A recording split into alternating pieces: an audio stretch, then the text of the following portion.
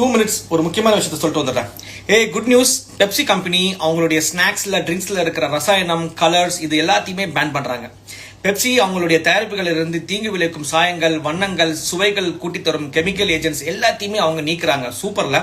Lace, Kurkure, Pepsi Sting, Slice, Doritos, Uncle Chips, Mountain Dew, Quaker Oats, 7up இதுல எல்லாத்தையுமே தீங்கு விளைவிக்கும் ரசாயனங்கள் இருக்கு. இது எல்லாத்தையுமே பெப்சி கம்பெனி நீக்குறாங்க. சூப்பர்.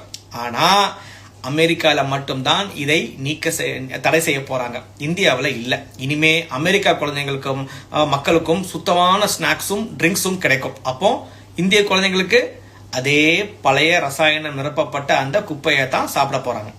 பெப்சி கம்பெனியே இந்த மாதிரி டபுள் ஸ்டாண்டர்ட்ஸ் மெயின்டைன் பண்றாங்கன்னு எனக்கு தெரியல. இந்தியாவில் மட்டும்தான் உணவுலேயே உலகத்திலேயே மோசமான தரம் கெட்ட கலர்ஸ் அண்ட் கெமிக்கல்ஸ் யூஸ் பண்றாங்க.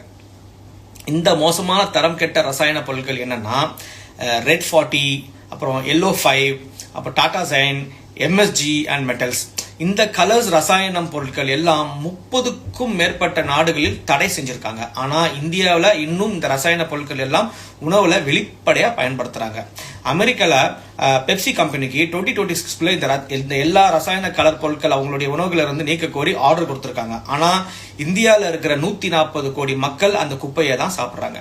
பெப்சி உணவுல இருக்கிற இந்த தரம் கெட்ட ரசாயனத்தினால புற்றுநோய், ADHD, டயபெட்டிஸ் உருவாகுது. இந்தியானா அவங்களுக்கு என்னன்னு எனக்கு தெரியல. தடை செய்யப்பட்ட தரம் கெட்ட உடலுக்கு ரொம்ப பாதிப்பு தரக்கூடிய அந்த கெமிக்கல்ஸ் பொருட்களை உணவுல சேர்த்து டெஸ்ட் பண்ற அவங்களுக்கு ஒரு டெஸ்ட் லேபான்னு அவங்களுக்கு தெரியல.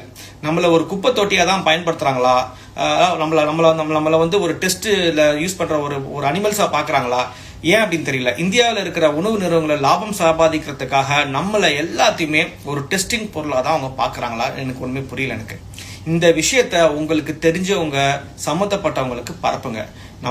நம்மளுக்கும் ஆக்சுவலா சுத்தமான பாதுகாப்பான உணவு வேணும் அப்படின்னு நீங்க நினைச்சீங்கன்னா, நம்புனீங்கன்னா இதை நீங்க எல்லாத்துக்குமே ஷேர் பண்ணுங்க.